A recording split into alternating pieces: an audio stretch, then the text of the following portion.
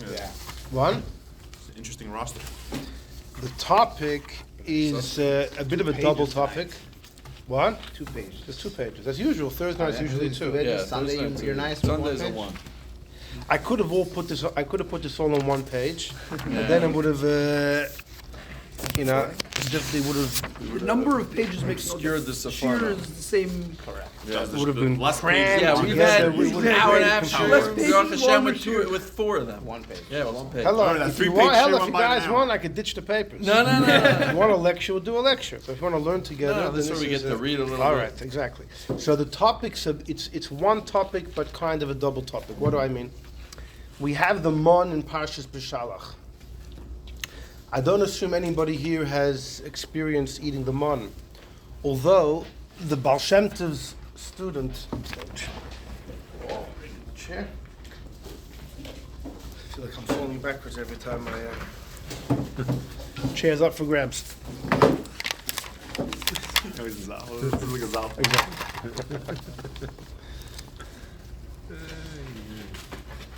Usually when I come in, someone's sitting in my spot. Not because I have a better chair, even on the just an Indian chair.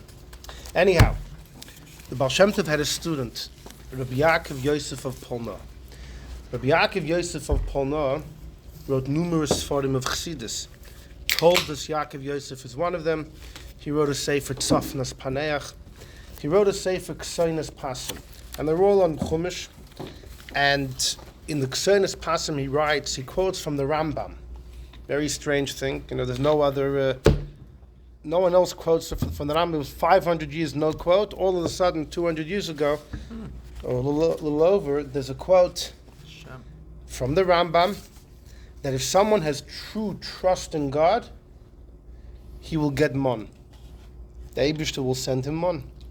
Kipshutai. Well, that's it's mashma kipshutai.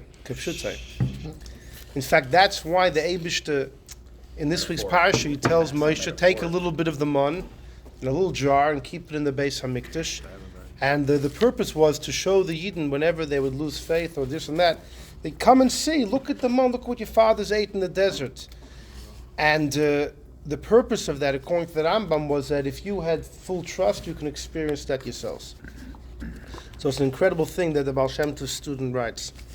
But Al Kaponim, so you have the Mann, it's discussed in this week's parasha. This is when it all begins in Parshas B'Shalach, when the Yidden are about a month into the Midbar. For the first month, they're still eating matzah. They took out lots of matzah with them. The matzah runs out, the Mann begins to descend, and they start to enjoy it for 40 years. For 40 years of Mann. And we begin with number 1. Number 1 is actually not on top, it's in the middle, just to throw you off a little bit. Number 1 is a Gemara in Yuma. So the Gemara in Yuma Daf Ayin Hay is where it really speaks about Mann, and there's a number of famous statements that we're all familiar with that come from that Gemara. And one of them is the following. The Yidden end up complaining, and they say, we remember the kishuim, remember the cucumbers, navatichim, and the watermelons, and the garlic, and the onions we used to eat in Mitzrayim. And Ebech here in the Midbar, we're stuck with the Mann. So the Gemara here quotes a well-known debate between the Rabbi Ami and the Rabbi Aser. Chad Omar, one of them says, Tam kol haminin tormu b'Mann. Whatever you wanted to taste, you tasted in the Mann. Tam chameshes haminin halalu loy tormu b'ay. But they couldn't taste these 5 things. The cucumbers, the watermelons, the garlic, the onion, and then the leeks. Those things they couldn't taste, and the reason is well known, because for a pregnant woman, even the taste can be hazardous and harmful, and therefore that was barred from being tasted in the Mann. V'chadamar, one of them says, Tam kol haminin, when it came to the flavor of everything, Tomu, they tasted taimonu mamasham, the flavor and the actual substance of what they wanted to have. V'halolu, these 5 things, Tamon, they had the flavor of Eloi mamasham, but not the actual substance. Meaning like this, according to the first opinion, the Mann was always the same Mann, the same gooey or whatever it was, the same texture always. And it had a standard flavor, the wafers and honey, tzapichis bedvash. but you could desire any flavor that you wanted. Yeah. These 5 things that the Yidden complained about was nebuch. We can't even taste these 5 things anymore. Garlic is a. Yeah, I mean, how long could you go without Onion? tasting garlic? And, Weren't there trade people and stuff?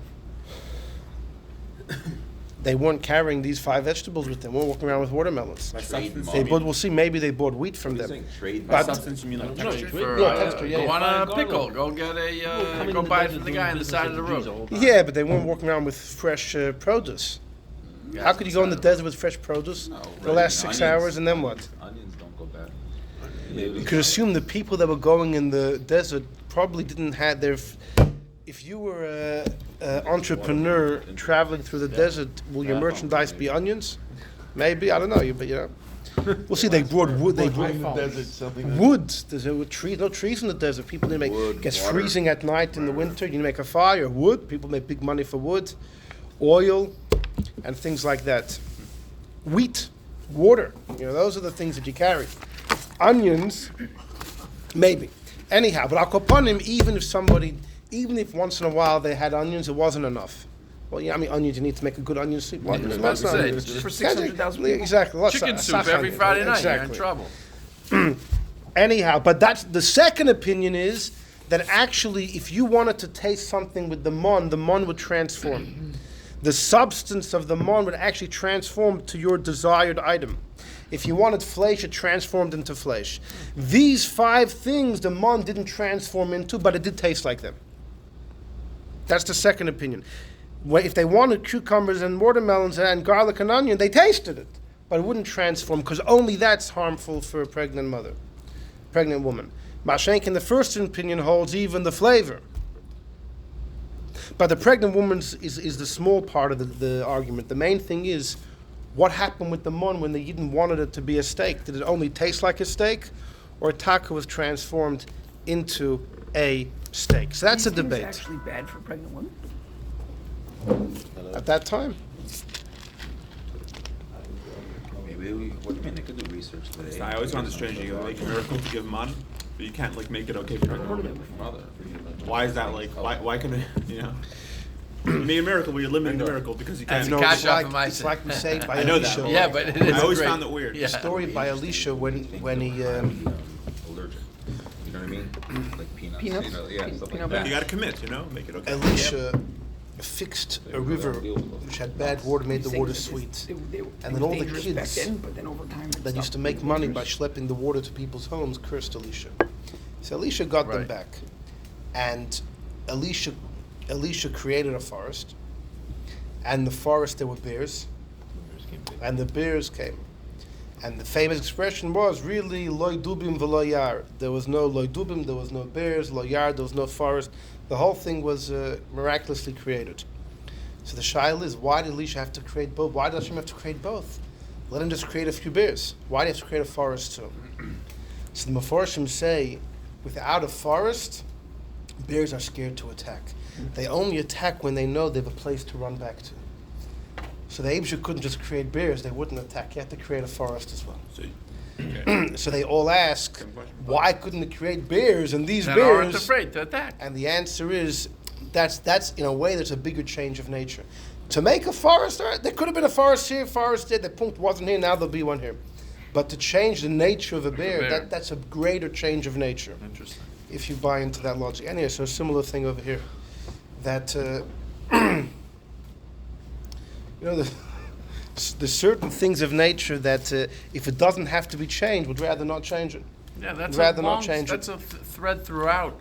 Even though the Mann was completely miraculous, but to some degree, there was still nature. There's whole discussions of miracles on how Hashem does it with the nature and how Right, much He changes. right. and It's how- always as little as possible, Yeah, right? yeah. They have kindness to the Abish, you know? The natures, like the water says. Right, the Malach says, you gave me a position and now it's not fair. You can't, That's why I had to make deals with. Right, it's like, the 12 streams. There was a deal. yeah, exactly. This is was partial. You had to from- make a from- deal. And the Rambam says in his Pirush HaMishnayos to Pirkei Avos, it wasn't just the Yam Suf. All miracles they to pre-programmed Right, into make creation. deals. Some say Hanukkah is the only one that stands out because Hanukkah was a miracle that resulted from Mesiras Nefesh. And that the Eibush never pre-programmed Right. the Yidden's Mesilas So you can't. Nefesh. That's right. So that's why Hanukkah was something on the Sechel, on the Fleisecha, something remarkable. Anyhow, we'll speak about Hanukkah soon. So Al Kapanim, one of the big, by the way, just to tell you, there is a chidah. The chidah says not everybody tasted in the Mann whatever they wanted. Not everyone tasted what they wanted. It depended on your level of righteousness. Now, how does he know that? Because the Gemara in Yuma already says about two aspects of the Mann that it depends on the house where you're holding. One aspect is, where did the Mann fall? Was it outside your front door? Or was it in the edge of the camp, or even further away? Right. And the Gemara says it depends. If you're a tzaddik, it's by your front door. If you're a beinani, you have to go to the edge of the camp. If you're a Rosh, you have to travel out of the camp. It's embarrassing. In fact, that's why it says in Parshas Eikev, Moshe tells the Yidden, the Eibush afflicted you, he caused you hunger, he gave you the Mann. Right. Simply it means Hashem made you hungry and then he fed you the Mann. But the Gemara already points out, you can read it now, Hashem afflicted you, he caused you hunger by giving you the Mann. How? Why does the Mann cause hunger? Why does the Mann cause hunger? I ain't going there. So what? So there's an old word, because there's a guy had a long beard, right? And everyone thinks he's a great tzaddik. Yeah. But his Mann's not outside. His Mann is 10 miles away. He's embarrassed. If he goes outside and goes for a walk, all of a sudden his true colors will be revealed. So he wouldn't go. He wouldn't go till late in the day when everyone was in their tents already. That's the pshat, that the Mann caused people to be hungry, because people were ashamed and embarrassed to show that their Mann was a journey away. Crew of those people, Exactly. So everyone waited exactly 5 p.m. All of a sudden everyone leaves. They look out. Anyhow, but by the way, the Gemara also says if you say that the Mann always retained the same texture, it only tasted like the other items, but it always had the same texture of the Mann. So that's the reason why the Mann caused hunger.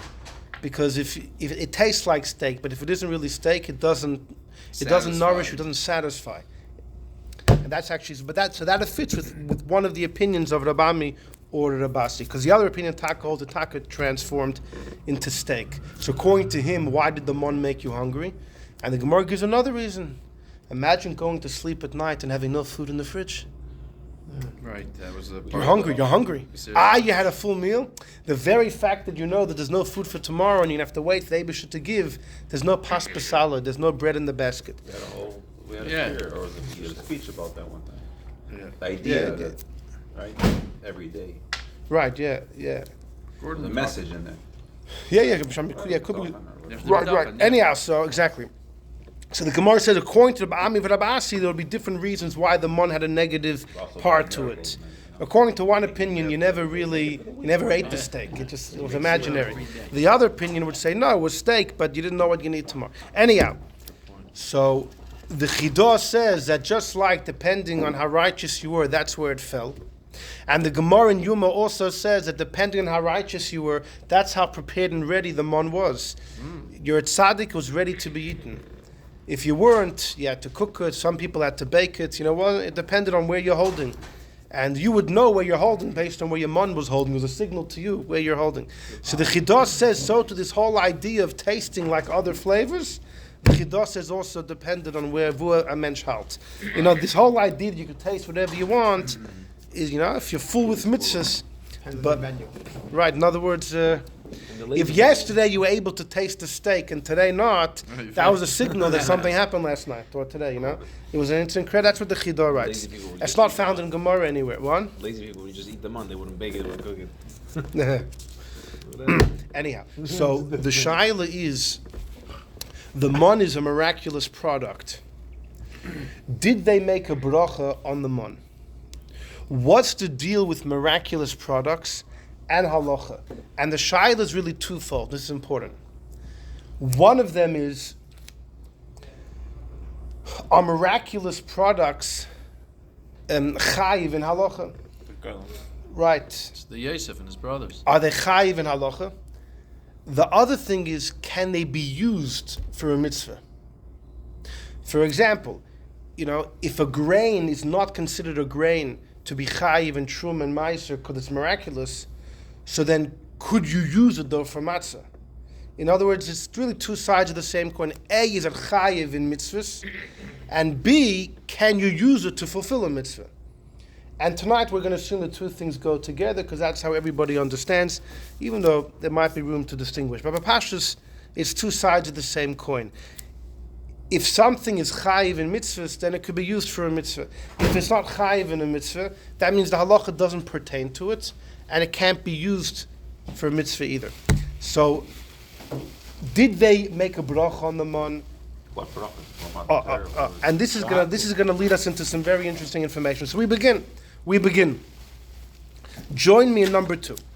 Number 2 is on the top of the page. The Bnei Yissaschar, the great Chassidish Rebbe, Reb Tzvi Elimelech of Dinov, known as the Dinover, and the Rebbe quotes him. The Rebbe is to quote the name of his sefer as well, the Bnei Yissaschar, and he was a big Chassidish Rebbe, and he has a wonderful, wonderful sefer. And in it, he writes the following. Let's read number 2. Shenimtze laha kodesh harameh zolaha. This is the Rameh Mipanu. The Bnei Yissaschar quotes Reb Menachem Azariah, Zichroinu Livrocha l'chai yolam haba, b'mamori hashabosus. The Rameh writes like this: Shelo asid love in the future, b'suuda shel Lev Yosin, by the meal of Lev Yosin. What? We're number 2, third line. Hinei ein suda b'loy lechem. You can't have a meal without bread. Right? That's the way it always was. Now you have a meal, you have 10 pounds of steak, and that's your meal. But Amal, the flesh was nice, but it was the bread that was the basis of the Suda. So too, right, yeah, exactly. Yeah. So too, la'asid lavai, you think you're going to get full of the levyasin, the fish. The Emes is also going to serve flesh, the shur habar. Everybody asks, if God's serving flesh, who's going to ask for the fish? Because people, you're going to ask God, who's the shoichet? Who's the shoichet? He said, I'm the sheichet. Who's the mashkiach? There was no mashkiach. I'll take the fish. And hine, the Ramez Kosav, the Ramez says, Shiyotziu oz tzinsenes hamon hanignas. In this week's parsha, we learn that there was a flask of Mann that was set aside, hidden in the Kodesh Kodashim. It sat, the Yidden had it for hundreds of years, until right before the destruction of the first Beis HaMikdash, when the holy Kalim were hidden deep, deep underground through tunnels and areas that Shlomo Melech had already set aside years earlier. The flask of Mann is somewhere deep below Eretz Yisrael as well. But it's going to come out one day. It's going to come out by the Suda. And it says, it says, and this is partial, when the Eibishter says that this flask of Mann is for generations, Hainu, it means keep it until all your generations come together. All the generations come. Now that's the Cheret talking about Tchias HaMesim. The funny thing is the Sud of Lev Yosin, but Pashtush is happening before Tchias HaMesim. But that's a separate child. We'll have to do that another time. But V'hu Nikro Lechem, the Mann is the bread. There has to be bread by the Sud of Lev Yosin. There will be, but it's not going to be chalash or bagels, it's going to be Mann. Mann is bread, as the pasuk says, Hu alechem asher nasan Hashem. Mann is always referred to as lechem. Hashem says, Hineni mamti lachem, lechem and Hashem, I'm going to make it rain, pour bread from heaven. The kosav sham, and the Rameh says, Sheyivorchu bracha al hamon, you know a bracha we're going to make? Hamoitzi lechem min hashamayim. You have to make a bracha, Hamoitzi lechem min hashamayim from heaven.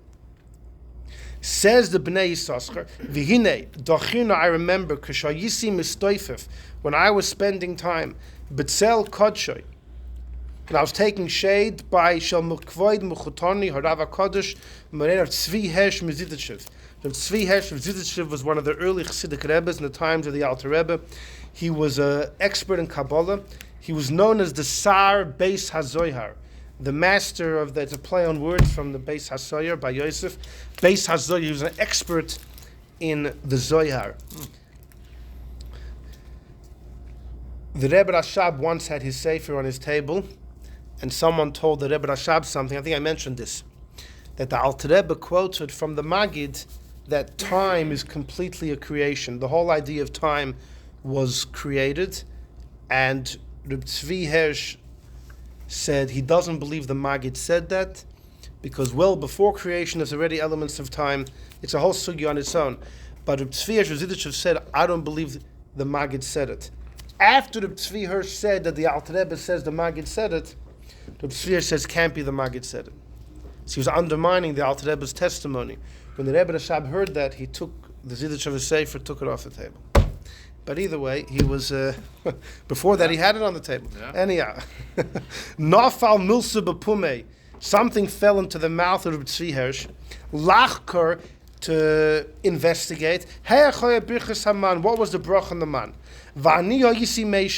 And I, says the Bnei Saskar, I was young, and I answered I answered on the spot. It's a befeder sheramemi panu. The law asid in the future yevorcha amoitzi lechem in hashamayim. How you was. One. About by Mashiach, I thought. Where's The words hey. Oh no, but in the midbar. How did they go back there? I thought it was No, the talking about what will Ramemi, be. the Ramemi Pano is talking about what will be. Yeah. Now the Bnei Sochar is recording a story that Reb Tzvi Zidushav asked, what did the Yidden do in the Midbar? No, but you're right. The la'asid yivarach ha'moitzi lechem in hashamayim. That's still quoting from the Ramemi Pano. That's They're- still They're quoting. talking about what they made in the midbar. Yeah, that's gonna be. Yeah, when the Tzvi Zidushav asked the question, the Chayri, he was saying, what did they do in the Midbar? And I quoted that Ramemi Pano, the la'asid yivarach ha'moitzi lechem in hashamayim. And l'chayra, whatever it was then, will be l'chayra. It's the same bracha, right? L'chayra, whatever they will do in the future is what they did then. Well, they made brachas then. Okay, whatever. Go ahead. Okay, correct. Who said they made brachas then? Correct. Well, if they did make brachas, what bracha would they have made? By the way, if I would have been there, I would have said that I happen to know this because the Rebbe in the Sichos quotes much earlier from the Ramemi Panu, but the Rabbi Yehuda HaChassid in the Sefer HaChasidim says they made a bracha on the Mann, Baruch Atah Hashem, Hanoisen lechem min hashamayim. Hanoisen, the one who gives lechem min hashamayim. Hanoisen lechem min hashamayim. Barak upon him, the Rameh says Hamoitzi lechem min hashamayim. So makes more sense grammatically. what's Hamoitzi? Hamoitzi, So taking out of right. So also with the Ben Ish Chai, says wait a second. You know what the real nusach was? Hamamtir lechem min hashamayim. That's the part. Hamamtir lechem. So the Ben Ish Chai said hamamtir, the one who makes bread red, lechem min hashamayim. Rabbi Yehuda Chassid said hanoisen lechem min hashamayim. I would say mina aver. The Rameh says hamoitzi lechem min hashamayim. Either way, the Bnei Saskar says I was there, and I quoted this Rameh Mipanu. V'nafal v'kuach b'dover bein hachaverim. There was a major debate between all the chevra there. Nene echod min hachaverim. There was one guy there. Haloi hu harav hamakul b'nei Yisrael doiv zol ha. You know what he tainted? Asher kimeduma loy birchu bracha laman koliker. There was one chassid there that said they did not bench on the man. You know why? Why b'chlal do you make a bracha? What did the Baal Shem Tov say? Why b'chlal do you make a bracha? Everything in this world is a mixture of good and evil. You have anything you eat or drink. There's the shell on the outside and there's the fruit on the inside. The gashmis is on the outside, and inside, so to speak, on the inside, underneath the layer of the gashmis is a spark of kedusha. And when you make the bracha, you release that spark of kedusha that was trapped in the shell of gashmis. The Mann had no negativity in it. The Gemara says that the Yidden never went to the bathroom. 40 years and never went. In fact, the Yidden complained about that. They said we don't feel human. Weird. But ultimately, it was a bracha. The reason they never had to go to the bathroom was because there was no negativity. It's lechem abirim. It's bread of strength. And the Gemara in Yuma says nivla be'evarim. It's swallowed up in the limbs. Usually your body takes the good stuff and shoves out the pselis, but by the Mann there wasn't a pselis. Shaloi haya by biru, so nothing had to be extracted and elevated. The whole thing was holy. Kikol ikar bracha. Why do you bench to levar nitzutzin, to elevate the sparks, lahafridam, to separate them in pselis? Ubeman there was no pselis. So therefore, there's no reason to make a bracha at all. Says the Bnei Saskar, "V'nenesi ma'od." I loved it. When I heard the guy said it, I loved that. Kiladaitis. This is what the Bochum Almor were talking about. I want to tell you what the Bochum today are talking about. Back in the day, this is what the Bochum were discussing. On any food. In the future. Also, you're asking, so then, Taka, why by the... Well, L'chayr, you're right. L'chayr, well, Look, he says, Kiladaiti hadvarim kroivim ala emes. I think my friend, he's almost there, he's close to the truth. And fakert, I was so convinced my friend is on the mark. Hayisi matmiya, I was perplexed. Lefizeh ala kadosh marameh. What does it ameh mean? Shekasav, that we will have to bench on it in the future. According to my friend, you won't have to bench on it in the future. And like Uri points out, not only the Mann, but the whole Sud of Levyasin. Right. If es ruach hatuma avim and artashals, when is that going to happen? Which stage of Mashiach will that happen? But assuming it happens before the Suda, then there won't be a reason to bench even on the fish or the flesh or anything. Or benching will do something else. Right. But according to that Ameh, you won't have to bench on the fish either. You make one bracha on the Mann. It's like any time you eat bread and it covers everything. But his shah is why you should never bench on Mann, ever. Even Bisman Agolas. Fine. So far we have one chassid in the Bnei Yissaschar likes it, says B'chlal no bracha. The Sefer Chassidim says Hanoisen lechem min hashamayim. The Rameh says Hamoitzi lechem min hashamayim. The Ben Ish Chai says Hamamtir lechem min hashamayim. The Chidushei Harim, Rabbi Yitzchak Meyer, a great Chassidish Rebbe in the times of the Tzemach Tzedek. He actually passed away the same year as the Tzemach Tzedek, and he was a mamash a Gaon Gadol, mamash a brilliant scholar, and he takes out his Polish thumb, and he says like this: there's a Gemara in Brachas, a well-known Gemara in Brachas. The Gemara said, how do you b'chlal know you have to make a bracha before you eat? Okay, so the logic the Gemara says is it's forbidden to have any benefit from this world without a bracha. But why? As if you're stealing what it belongs to God until you make a bracha? The Gemara says, yeah. How do we know? Because there's a contradiction of two psukim. In one pasuk it says until La Hashem ha'aretz u'malaya tevel v'yoshveva. The Eibishter owns everything. Ha'aretz u'malaya all belongs to God. Hashemayim shemayim la'Hashem v'aretz nasan livnei adam, it says in Tilim. Eibishter gave us earth. He gave us earth. I think I said the story, the Gemara in the end of Sanhedrin says there was a rotten king. The Yidden had a rotten king by the name of Yehoiakim, one of the last kings in the first Beis HaMikdash. And this guy was a rotten person. He would kill people and take their wives and steal their money. And the guy was a madman. And at one point he said, the Eibishter can fly a kite. We don't need him. And they said, what do you mean? But you need light. He says, we have certain coins that glitter and sparkle, glow in the dark. We have our own light. They told him, Chacham. It said, it's a pasuk, Liya kesef, Liya zov, Num Hashem. The silver and gold belongs to God. Those coins don't belong, they belong to God. He said, it's not true. Hashemayim, Shemayim, LaHashem, V'aretz nasan livnei adam. This is what the Gemara records. He tells back, it's not true. The Eibishter gave us the earth. It's ours. That's one pasuk in Tilim, but it does say elsewhere, La Hashem ha'aretz u'malaya, the Eibishter owns the earth. They could have asked that back to Yoyakim, but the Gemara doesn't record the whole conversation. It says that pasuk's about everything in the universe, not just the earth. Okay, but besides the heaven, it's the earth, so you have a contradiction. La Hashem ha'aretz, the earth belongs to God, but then you have ha'aretz nasan livnei adam. So who owns earth? Who owns whatever aretz means? Who owns aretz? So the Gemara says it depends. The Gemara in Brachas. Before you make a bracha, it belongs to God. After you make a bracha, it belongs to you. Which means, what's the source of making a bracha? Because or else you have a contradiction of these psukim.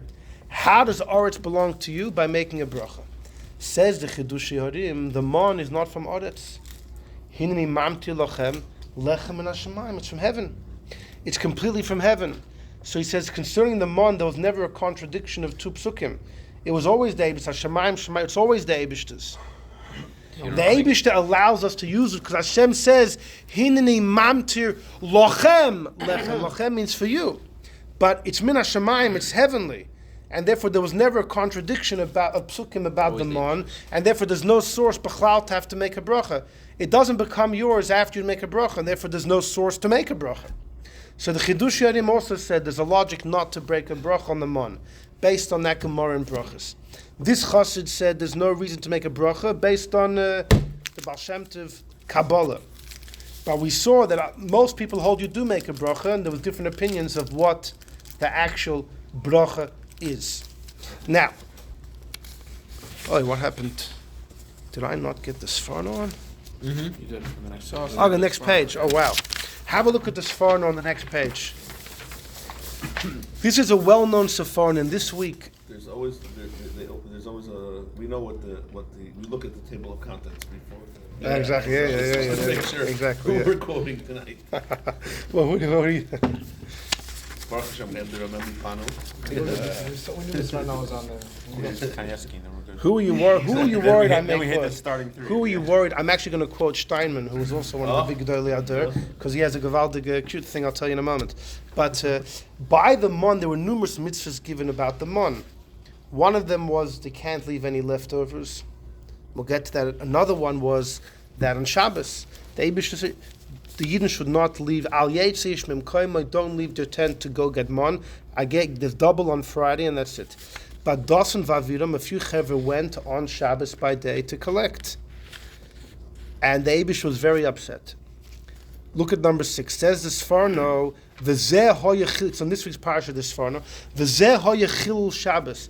Those that went to collect the Mann on Shabbos, they for sure broke Shabbos. Beli Suffolk. If they would find Mann, the problem was there was no Mann there, but if they would find Mann, it would be Chilul Shabbos. Why?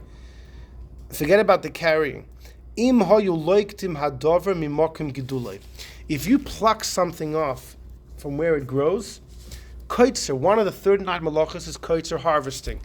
And anything which is removing something from its place of growth is a tool of koitzer.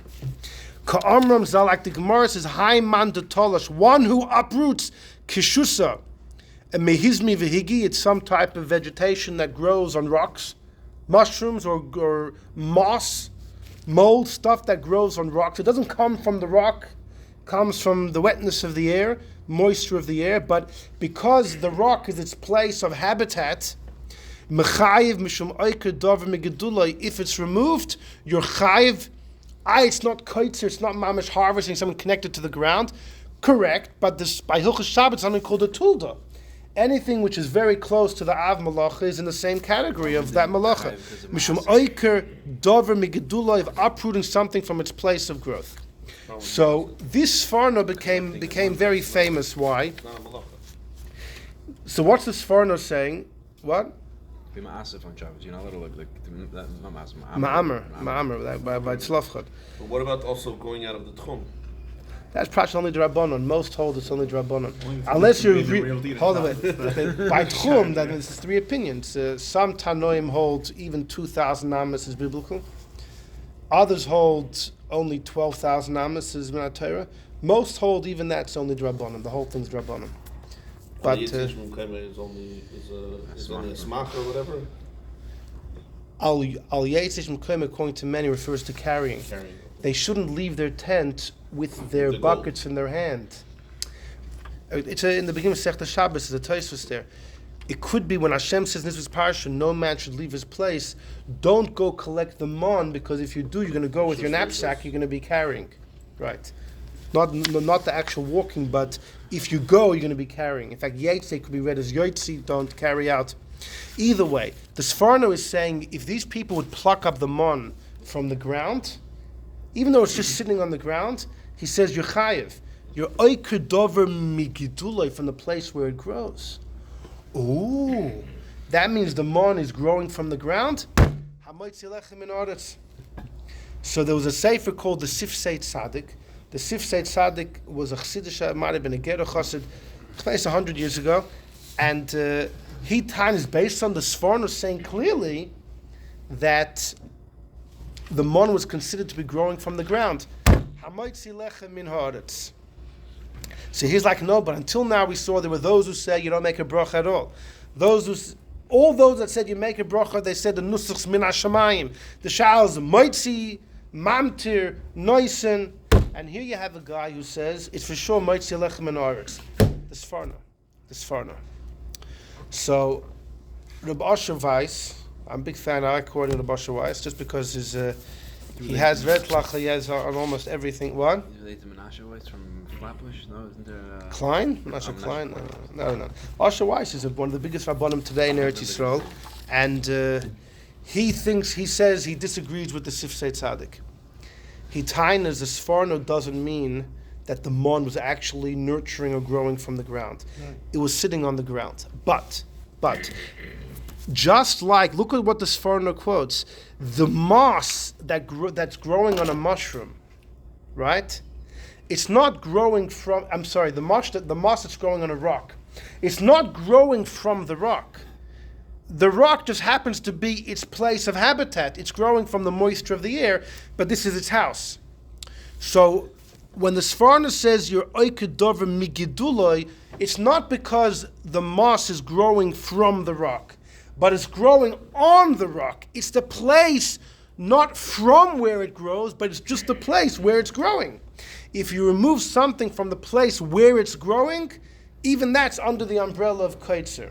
Right, and therefore, extrapolate to the Mann. It just means that since when the Yidden woke up in the morning, the Mann was sitting on the ground. That's the only location the Yidden were aware of as far as the Mann was concerned. This is its location. They didn't And it's see in it between the falling from two. Shemayim. Right. Yeah, but that's good for the. They found it, so therefore, Asher-wise Tainers, as far as it doesn't mean it grows from I the agree with ground. So you Asher-wise. can't say Moitzi Lechem Minor. It's not Minaretz. Clearly doesn't. He But makes an because it's analogy. Allah, right, yeah. Even the Sefarno makes an analogy. But the Sforno writes the words twice, Mimokim Giduloi. Okay, but that's that the sounds analogy. like it's growing from that place. But if you look If you're right, making a bracha that specifically addresses where it's from, then the Obviously Sefarno's doesn't analogy go doesn't from apply. You use the reality. The Sefarno's using an analogy to bring you into a halacha on a different issue. You can't use that It's not so analogy to different, say it's- where it's actually from. The bracha is saying where is it coming from. The Sefarno's not saying where it's coming from. That's exactly. That's the time of Asher-wise. So it's the Sifsei Tzaddik on one side. Listen, if you read the Sforno shallowly, in other words, he seems to say they're like a dover mimokum gedulai. You could erroneously, perhaps, or maybe justifiably, translate that to mean that the Mann somehow was nurturing, some sustenance from the ground, and it's minaretz. But Asher-wise time is just like Harav HaKoyen over here. Asher, right. That anyhow, fine. So far we have numerous opinions about the bracha. Fine. But the truth is, the shaila of do you make a bracha on the Mann is a bit of a general question, and that is, what's the deal with miraculous products and halacha? Does halacha pertain to miraculous products? And like I started off, are they chayev b'chlal in mitzvahs? And then also we'll see, can you use them for mitzvahs? But are they b'chal chayev in mitzvahs? If they're not chayev in mitzvahs, then there would be no reason to make a bracha just because the halachas don't pertain to Mann. With the Kabbalah stuff, we said that it's Right. Okay. So let's see a little bit about this. Let us see a little bit about this. Look at number 7. Look at number 7. Join me. It's a Gemara in Menachos. Boy Rab Zera had a following question. Chitin sheyordu ba'avim. There were wheat that fell down in the clouds. Mahu. What's the halacha? Wheat that fell down in the clouds. What does that mean? We will see in a moment. But the Gemara says, Lamai, what's he asking in regards to? Ilu menachas, if he's asking to use it for a mincha, flour offering, certain karbonis needed to be accompanied with a flour offering. Amai loy, why can't you use this wheat? It's wheat. Ella, rather, the shaili is l'shtei halechem. L'shtei halechem was on Shavuos. There were 2 loaves of bread that were brought. And it says there, mimoshvoi seichem. It has to come from your moshvoi seichem, from the place where you live.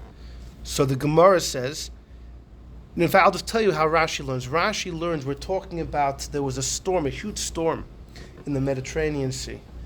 And there were boats jumping up and down in the water. And the wind carried something from the boat, some flour from the boat, and it lands in Eretz Yisrael, right? You find it in Eretz Yisrael. So according to Rashi, this is not supernatural kernels or wheat. It's just that the original whereabouts, where it's from, we don't know. So the Gemara asks, listen, if you want to use it for a mincha, go ahead. For shtei alechem, there's a shaila. Because on the one hand, mimoshvei seichem amar achmana. The Eibishter said the shtei alechem has to come from your land, which is Eretz Yisrael. La fuki, which is excluding chutz la'aretz, the law you can use. But on the other hand, avol da'avim, but maybe since, right, you're not getting it from Chutzlar, it's that, God deposited it right here, so maybe that would be okay. Better. Or Dilmor no, or maybe not. Right, Shapir told me that it's good. Or Dilmor, maybe not. Shopper mean even better? Shapir is good gesagt, good. I thought it meant- Shapir Dami would be well. I thought it meant even greater than Shapir Tfei, if it's followed by the word Tfei, then it would probably mean that.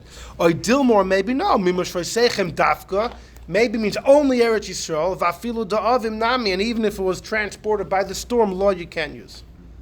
So according to Rashi, the Gemara's question is simple, on the other hand, actually quite strange. It's simple because the question is, how particular is the word Mimosh V'Seichem? Does the Eibishter mean here, from here, not from overseas? But if a storm dropped it here, it's good enough. Or maybe no, it has to be grown in the Holy Land. This wasn't grown in the Holy Land. Tais is going to have a big problem with this in a minute, we'll see. But says the Gemara, Umi ikaki hai gavna, bechlal, does this ever happen? What type of question is this? Says the Gemara, kedi idi taya, like Idi the Arab, nachisale roim kizba chiti, it fell down for him. Kizba, I guess, is a certain height. The height of a kizba of chiti of wheat, bitlosa parsi over 3 parsa, which is about 8 miles. So there was tons of wheat over. The Gemara says it's a story that happened. It's a story that happened. Tornadoes. It can have Men, exactly. 8 miles of wheat. Do you know how much rain? Tornado? How big is this freaking tornado? How much rain? That's How a much tornado. rain You does ever a seen hurricane Oklahoma bring? after a tornado? The hurricane brings So it's bringing how many millions and millions of It's gallons? bringing that much wheat. It's probably hello. It's probably. It sounds So, so look, outlandish. it's according to Rashi, patches miles about. Look at number 8. This is very tornado And it storm was things. called, it was Reim Kizma. Hello. 8 miles. Like the Maharal and Rabbi Teitelbaum, both of them always say that all the numbers in Gemara are exaggerations. And so, number 8, Chitin sheyardu ba'avim. But the kunz of the Maharal is he explains whenever the Gemara does say a number, he explains why the Gemara says that number. It's an exaggeration, but he says the Gemara always trying to bring something out by that particular number that it used. Either way, number 8. Says Taisus, Pirush Bekuntras, Rashi says,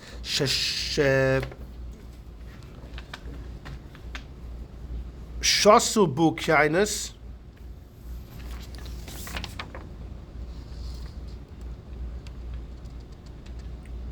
Ukianis is the ocean. Not sure what Shasu is referring to, but there was this huge hurricane. Ubalus fina, and the wind swallows up a boat, malaya chitin, full of chitin. Fine, and it brings it to the Holy Land. Right, that's how Rashi learned. The kashla Rabbeinu Tam says doesn't make sense. The question doesn't make sense. If you know it comes from abroad, then of course it's excluded by the word Moshe V'Seichem. Moshe V'Seichem means Eretz Yisrael. How could the Gemara say on one side of the coin, Moshe V'Seichem only excluding overseas, but not if a wind brought it from overseas? Who cares if a wind brought it from overseas? The place of origin is overseas. It's not Israeli grain. It's not Eretz Yisrael Dika grain. I think the nafkamina is natural So causes. Rabbeinu Tam says the imichutz haaretz. If it came from overseas, v'chihutru l'shtei alechem, would it be good b'shvil shahoyu ba'oven because they were in the clouds? What does it help that I was in the clouds? Huh? Doesn't change anything. Right. Mikol meikem, nonetheless, Moshe Seichem binen. Right. Who can? V'leko, and you don't have that. V'im Eretz Yisrael, and if you know they came from Eretz Yisrael, v'chinesorin hein la'idei kach, you think it'll be worse if it's in the clouds? So mimanavshach. In other words, where is the place of origin? You don't know. If you don't know, we have already a set of halachas. B'chlal, if you have grain at Yisrael, you're not sure where it comes from. If a farmer is selling grain at Yisrael, you don't know if it came from Syria or at Yisrael. So there's halachas of how you deal with that. But there's nothing. This fantastic story of the storm really plays no role in the shaila. According to Taisus. Yeah.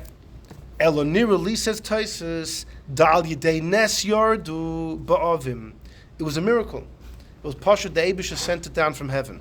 Kihenu Atmasa, like these pieces of meat of the fourth parak of, the parak Dalad Mises of the parak of the 4 deaths. That's a Gemara in Sanhedrin. What's the Gemara? We have it underneath in number 9. Look at number 9. Number 9. The Gemara in Sanhedrin is discussing the fact that by Odom Arishan, the Eibishter gave him 6 mitzvahs. 6 out of the 7. We know there's 7 mitzvahs b'nei Noach. What about until Noach? Till Noach there were 6. Avram and Achai didn't apply. You know why? Because they couldn't eat meat b'chlal. They couldn't eat meat at all. They couldn't eat meat at all. So the Gemara asks, Meisiv, it's not true. They couldn't eat meat. What do you mean? Rabbi Yehuda ben Tema says, Adam Hadishan was Meisiv began Eden. This is a Gemara Sanhedrin Nuntes. Adam Hadishan is relaxing in Gan Eden. V'hoyu malachi ashoris tzoilin lebasa. The malachim were roasting, they were barbecuing for him. U'mesanin lo yayin, and they were Bartending. they were filtering, sifting, filtering the wine. Hitzitz by Nachash. That's why the snake was jealous. The snake saw this and he was like, the guy's eating "V'ra barbecue. b'chvayda." He saw the malachim are waitering. Serving him. V'niskana by, he was jealous. It says relaxing. The word that it uses is relaxing. Mesiv Yeah. is relaxing. Spectacular. Like Seba, yeah. Oh, so there's a famous, chidah. We say by the Haggadah there were 5 Tanoim. They were mesuvim b'Bnei Brak. They were relaxing in Bnei Brak, and they spoke at Mitzrayim the entire night. So everybody asks, well, why is it important to know they were relaxing? They were mesuvim. So the chidah says that whenever you want to do something great, if you make it official, the Satan gets in the way. The forces of negativity do everything they can. Therefore, you have to do things still at hate, under the table, quietly. The chidah says like this. These are the 5 greatest Tanoim at that time. They want to come together. If they made it official, the Satan would never make it happen. This guy, the wagon would break, and this, and that wouldn't happen. So they went under the pretext, we're going to chill. Mesuvin, we're going to relax, we're going to have a good time. They said, no problem, have a good time. That was the pretext of how they were able to get together. Oh, yeah? I said this word? Oh, okay. Anyhow, so the Gemara Shaila is Pashut. Just about that cat, I remember. We had a shir about a lot of things. About that one. We spoke. We had a lot of things. No, just that thing. We had quite a few things on that piece. Yeah. About that story. The mice. There's a whole sefer. There's a whole sefer just on that sefer. You brought from your father something. Yeah. Oh boy. Remember? I was hoping to repeat that all this year. All right. You're getting in trouble. Lately you're getting in trouble. People are starting to remember your tricks. That's it. Anyhow, so the Gemara is asking a simple shaila. Adam Rishon's eating flesh. That's what the story is of. He's eating flesh. Yes, Taka. This is right when Adam was created in Gan Eden, but the Eibishter warned him right away about all the other 6 mitzvahs, right? Mm-hmm. And apparently he's eating flesh. I thought Adam wasn't allowed to eat flesh. So the Gemara says, "Hasam bebasar hayored min hashamayim." That was heavenly flesh. That wasn't real flesh, it was heavenly flesh. Angels. So the Gemara says, what? Mi'ika basar hayored min hashamayim? You ever heard of such a thing? Flesh that comes from heaven? The Gemara says, famous story. Ki had Rabbi Shimon b'chalafta. Havaka azul be'urcha, he was walking on the road. Pogu boy henachar yosa. And a couple lions bumped into him. The havaka nami la'ape, nami, they were roaring in his face. They were hungry. So Omar, he said a pasuk. It's almost like saying practical Kabbalah. Or Hakfidim shoygim l'tarif. He says the cubs are screaming for food. I'm not sure if this was like a practical Kabbalah or if this was a tefillah to Hashem. Because what happened was the Eibishter sent down meat. So if we were watching it, it looks like a Kabbalah Mises. He says there was a pasuk and boom, it appears. But like we discussed, that Rabbeim didn't like Kabbalah Mises. This might have been something. Anyhow, we had a whole shir about that. Mm-hmm. But nechisale tarti atmosa. 2 pieces of flesh descent. Chada, one of the pieces achlu, the animals ate. The chada, the other one shavkua, they left. I say so. Rab Shimon, he picks it up. The asa, he comes to the base medrash. Boy Alon, he asked about it. Dover tomei huzeh or dover toher? Is this tomei or toher? Can I eat it? Mm-hmm. In other words, I have no idea. Did it come from an animal with split hooves? Did it chew its cud? I know nothing. Was it shechted? Exactly. So Amrulay, they told him, this is heavenly. Ein dover tomei yored min hashamayim. If it comes from heaven, it's kosher. You're all good. So flying a plane, you throw down a piece of meat to somebody. It's all good. Boy minei Rab Zera asked from Rabbi Vo, Yorduloi Dumus Chamor, that if you just find a piece of meat and it fell down from heaven, then you could say, but what if Taka the donkey came down? So it doesn't have split hooves, it doesn't have any dissimonim. It does. Amalei, he told him, Yorud Na'ala. Yor is a type of bird. Na'ala means foolish. Rabbi Avor calls Rab Zera a foolish bird. Now, why would he insult him like that? The Chavis Yor, the great Chavis Yor, has a very important tshuva where he speaks about all the insults in the Gemara, what they mean. Oh, wow. He says the pshat over here is Rab Zera fasted tons. In fact, Rab Zera, he wanted to go from Bavel to Eretz Yisrael, and in order, he wanted to reset his Mahalach HaMachshava, the way he learned, the way he thought. So he needed to forget everything. Yeah. He needed to forget everything. He fasted for many days. Because of that, he was very weak. And Rabbi Vo was upset that Rab Zera fasted. This is the Chavis Yor's explanation. Rabbi Vo was upset that Rab Zera fasted so much, and therefore he told him that you've become like a foolish bird. You've become so weak. You've weakened yourself with fasting and this and that your mind is not as sharp as it should be. And therefore you're asking foolish questions. So he wasn't stop giving him over the head. He was doing it out of it's care. It's like the Rebbe, the letter of Reb Leivik to the Rebbe is well known. There's the letter that was...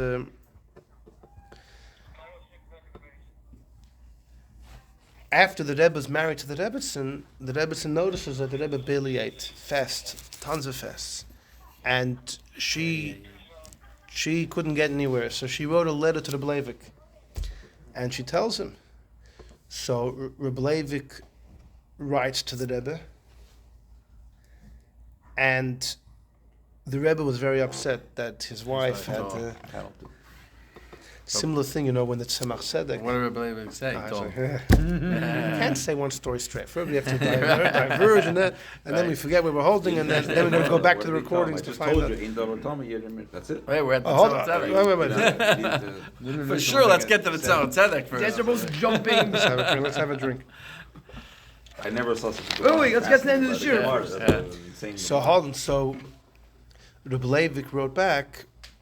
So the Rebbe was upset, and the Rebbe wrote to his father that my wife had no right to start telling you things about me, and I didn't give her a shus to say.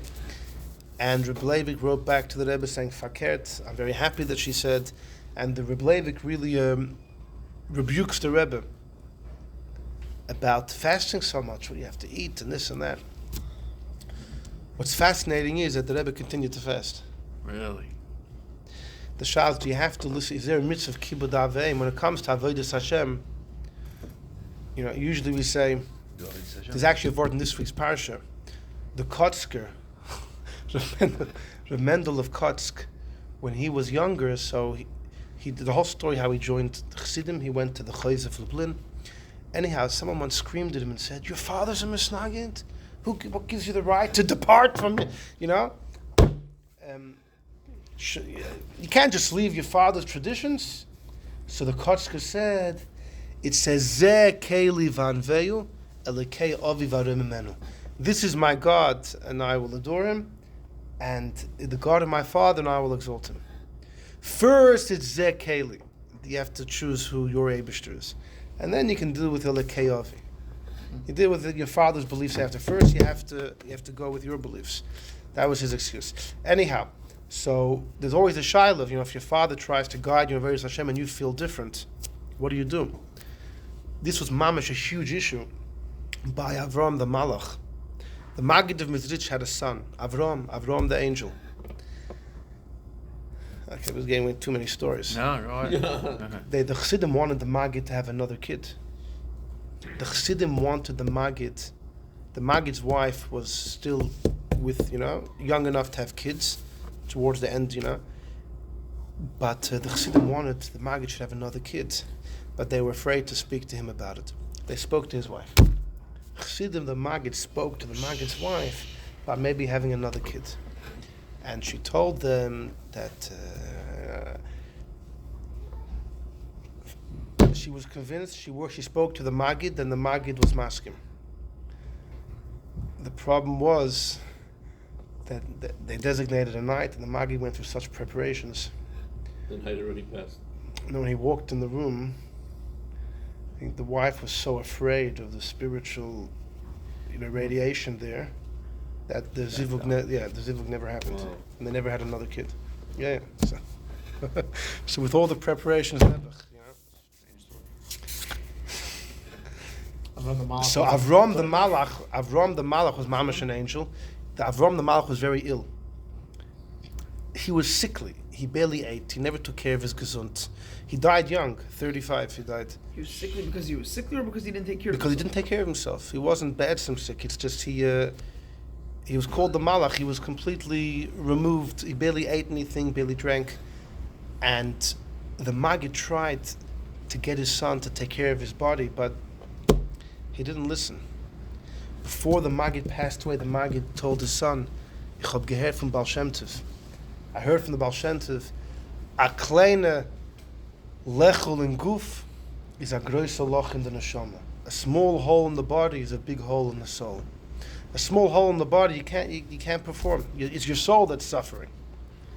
But he didn't follow his father's advice, to the point that the Maggid called in the Alter Rebbe. Before the Maggid passed away, he told the Alter Rebbe that, I'm going upstairs.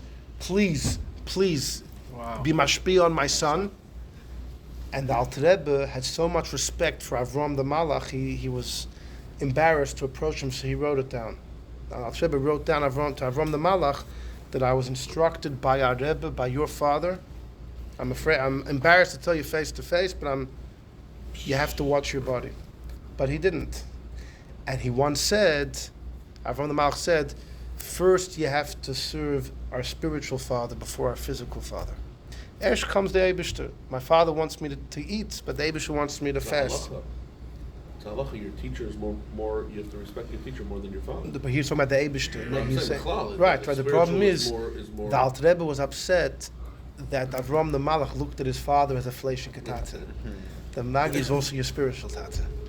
But Avram Mamish said this. He said the Eibishter comes first, and therefore he ignored his father's pleas, and he died. He died 2 years after his father, at the age of 35. Very sad story. Anyhow, back to whatever it was we were talking about. Let's just get back to the Gemara. So he said Yorud. So After the Gemara. I already forgot it. Which story? We'll have to remind you. So the story was Hold on, T. the Tzemach Tzedek got married young to his first cousin, to the Mittler Rebbe's daughter Chaya Mushka, and his wife found some manuscripts that her husband had written in a Chassidus. It's part of Derech Mitzvah called Sheirish Mitzvah HaTfilah. It's a long treatise. It's incredible work that Tzemach Tzedek wrote. But the Tzemach Tzedek had written it, Stiller Hate, no one knew about it.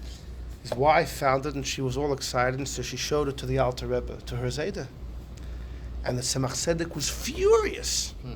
He said, my wife had no right, he wanted to divorce. He wanted to divorce. The Mittel Rebbe, the Tzemach Tzedek, Shver spoke to him, no avail, nothing. In fact, the Alter Rebbe spoke to the Tzemach Tzedek, he also couldn't convince him. No. Until he had to promise him something about learning with him and revealing with him. The Alter Rebbe had to bribe him with certain, and then the Tzemach Tzedek cooled off and said, all right. But he was adamant for a divorce. Wow. Because his wife had revealed. Anyhow, that's related to the Rebbe and the Rebbetzin about the fasting, right. And that story was related to here. So the Bivo is telling off Reb Zayda. This is not even clear in the Gemara. This is the Chavis Yor's interpretation of the rebuke that Rabbi Vo gives to Reb Zayda. You foolish bird. Anyhow, but ha'armi la ein davar tama yerush min hashemayim. Even if it looks like a donkey, it doesn't have split. It doesn't have the simonim. It doesn't matter. If it comes from heaven, it's kosher. That's So, what he's saying. Yeah. I just told Mandy, you. yesterday, the spiritual. we were talking you about said it's with the impossible. Spiritual. Yeah. It's holy. Because ain't over Tony. Like, I thought that's. The point of the story is not to prove that meat comes from heaven, What but what's that the the meat is rest do? In other kosher. words, what do you? It's impossible. No. It should happen. The point of the story was to show that meat comes from heaven. The Gemara is Not two that stories. The first part of the Gemara was discussing that you can have meat from heaven. Once the Gemara is on that topic, the Gemara says, by the way, whatever comes from heaven is completely kosher. That's the Gemara is adding at the end. Even if it looks like a donkey. But what you see from this Gemara is two things. Number one, Taisus in number 8 is quoting this Gemara just to prove you can have things fall from heaven. So too the wheat in the story in Menachos in number 7 fell from heaven. And the Gemara's shaila is, According to the Rabbeinu Tam, very geschmack. If the wheat fell from heaven, Hashem says it has to grow from Eretz Yisrael. Did he mean Eretz Yisrael, or did he mean just not Chutz La'aretz? If he meant not Chutz La'aretz, this isn't from Chutz La'aretz, from heaven. If he meant it has to grow from the soil of Eretz Yisrael, this didn't grow from Eretz Yisrael. Right. Now the question makes a lot of sense. According to Rashi, it's very problematic to understand the two sides of the coin. But Al Kaponim, what you also see from number 9, from the end, is that anything that comes from heaven is completely kosher. What does that mean to you? Is the pshat, whatever comes from heaven is kosher because it's not subject to halacha? So it doesn't need to chew its cud. It doesn't need to be shechted. No, that doesn't apply. Or is the vart no, that, the halacha is shaykh in heaven, but it happens to be whatever God sends down, he wouldn't send anything treif, whatever he sends is kosher. How do you understand that Gemara? Because the Gemara in number 7 ultimately says you can use this wheat for menachas. The Gemara says you could use the wheat for menachas. It was for the shtei alechem that was the issue, because the shtei alechem by Shavuot says memoish v'seichem. Menachas doesn't need to be from Eretz Yisrael, but it needs to be flour. Right. The Gemara says off the cuff, for sure you could use for menachas. The Gemara never falls off of that. So if it's talking about miraculous wheat, like Tosfos says, why is the Gemara so sure you could use it for menachas? It's not flour. When you look in the Chumash, it speaks about a mincha. Soil is flour. We know what flour is from the grains that grow from the ground. It's heavenly. Well, how could it be used? It is flour. Which means you see from this Gemara that a heavenly item can be used for a mitzvah, at least that side of the coin. I said there's two sides. A, are they chayiv in mitzvahs? B, can they be used for a mitzvah? L'chera, this proves it could be used for a mitzvah. This proves it could be used for a mitzvah. Fine. So there's a big raid. The big discussion. The Yidden are in the desert 40 years. Did they eat matzah during those 40 years? Did they eat matzah during the l'chera? They would have. They had a chiyuv throughout the 40 years to eat matzah. Matzah is not dependent on Eretz Yisrael. You'd assume they eat matzah. Where did they have flour from? Where'd they get flour from? The big shaila. Where'd they get flour? So some Rishonim mention it was the travelers traveling by a whole year. Mann was for sure Still okay. mitzvah matzah. So no, I know. I'm just saying. So here's the thing. Some say they were travelers. So let's say a whole year besides Pesach, whenever travelers came by, you have flour. People didn't bought flour in preparation, so they bought it from the travelers. Travelers knew to come by a month before Pesach. The whole world. Hocking their matzahs. This is the grocery stores stocking up the shelves. Raising the prices. There is a ritva.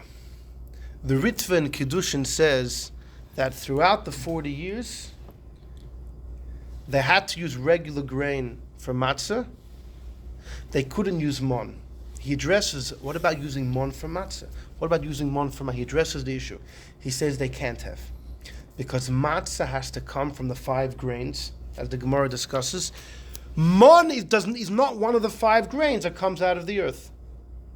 So you can't use mon for matzah. So what does that mean to you? Is he saying that mon is a supernatural food and therefore it's not shaykh to you can't use it for a mitzvah? Or is he saying no? Supernatural items are shaykh to mitzvah, so it happens to be. It's not one of the 5 grains. It's just a different. What's the pshat? Which one's the pshat in the ritva?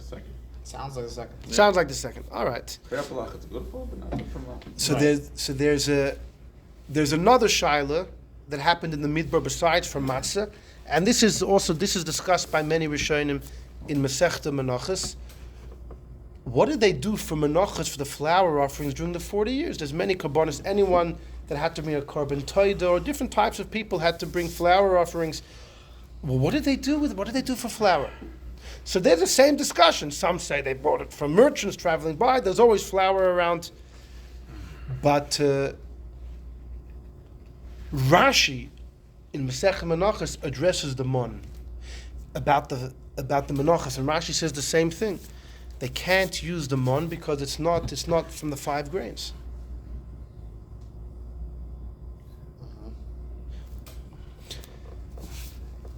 Then you have Rabbeinu Ephraim. The Chidah, in one of his foreign quotes from the famous Rabbein, the werewolf guy, Rabbein Ephraim, the werewolf guy. Why is he called the werewolf guy? Because he's a guy, he's always speaking about werewolves in numerous places in his Sfarim. Sure. And this Rabbeinu Ephraim, now I wasn't able to check it up, so I don't know if he says it about the menachos or if he says it about the matzah, but he says they used Mann. Okay. He says they used Mann. I think it was about the matzah. That they used Mann. They used Mann for the matzah. How does it get around it? So it would have to go back to what we saw in number 1. By the Mann, if you wanted it to taste like matzah, texture. Did it only taste like matzah, or the actual substance was transformed? If the actual substance was transformed, so then maybe it's considered. Then you can have room to say it's considered like the 5 grains because it's identical. It has every single component, every single. It looked like the entire trademark of real matzah. This would have it. Looked like it, tasted like it. You know, like I said, if it looks like a duck and it tastes like a duck, you know, and it's a duck. So smells also everything for sure. Anyone address smell? A big part of food is the smell. Right. I imagine it. The time also is. I don't know. Yeah. Because it could be only when you ate it. The smell before you eat it or while you eat it. Because smell is usually before you put it in your mouth. You know the famous thing. If you bite no, it could be. It depends on this debate. I want the label. Right.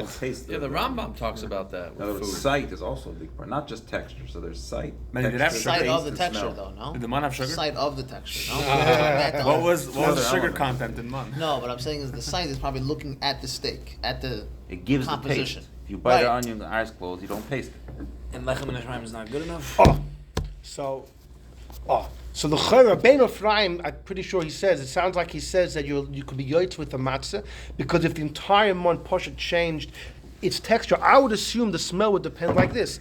If the item actually changed to what you wanted it to taste like, so when did it change? As you were chewing it, before, so then it would give off the smell. But if it's only the flavor, so when did it take on the flavor of what you desired? Only as you chewed it.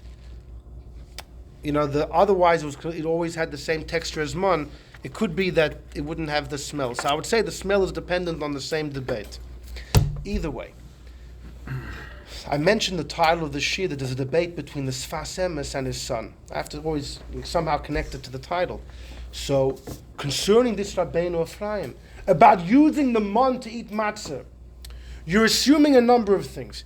You're assuming it mamish is considered the 5 grains because somehow it's Chaim umamosha, it looks like matzah, it tastes like matzah, smells like matzah, you know, it's hard to eat like matzah, it's everything. Because you needs to look and smell to get the taste. If it says tom otam, so it also looked and smelled. If you did the smell. I'm throwing in the smell because you mentioned the smell. Because if not, you don't have the taste. Right, So you would assume, yeah. If you hold mamosha, if you're right. So you have to assume it was time mamosha that mamish became matzah. And you have to assume it's considered the 5 grains. You also have to assume that supernatural products can be used for a mitzvah. Well, that you can prove from number 7 in the Gemara Menachos. But there's also another issue. And for that you have to look at number 3. Number 3 is the Gemara in Psachim. If you have, and by the way, all right, we're going to wrap this up with some fascinating things in just a moment, and then you'll all be on your way. But listen here. If you have a nazir, or someone who brings a carbon taida, when you bring the carbon, there's a certain amount of matzah you have to bring. Yeah. And you can eat it. And the shaila is, if it's not of Pesach, can you use that very matzah that you happen to have anyhow because of this nazir, or this carbon taida, the thanks offering, can you also use that for the mitzvah of matzah on the night of the Seder? And the Gemara says no. And the Gemara brings 2 opinions, Rabba and Rabbi Yosef. Rabba says, Ushmartem es hamatzos, you have to watch the matzahs, means matzah hamishtameres l'shem matzah. You can only use on Pesach matzah that was watched not to become chametz because of matzah. Not something else which couldn't become chametz for a different reason. Yatzah zazu, excluding the matzahs of the nazir or the carbon taida, she'ein mishtameres l'shem matzah. You're not watching it, keeping it matzah for the sake of Pesach, rather for l'shum zevach, for that particular carbon. Rav Yosef says no, a different reason. Omar Kra, the pasuk says, Shivas Yomim Matzahs Techel, you have to eat matzah 7 days. Matzah Hanicheles L'Shiva Yomim. It means the matzah that you eat the night of the Seder has to be matzah that you could eat the entire 7 days. But the matzah that the Nazir brings has to be consumed before morning. There's something called noiser. If you bring a carbon taida, the flesh has to be consumed before alois from Torah, before midnight midrabanan. So to the bread. Yod Sazu, excluding this matzah which can't be eaten for 7 days, only 1 day and 1 night. And then the Gemara says, I have a Brisker like Rabbi, Brisker like Rav Yosef. So here's the big shaila. The Mann you're not allowed to leave till the next day. Right. How could Rabbeinu Ephraim say you could use...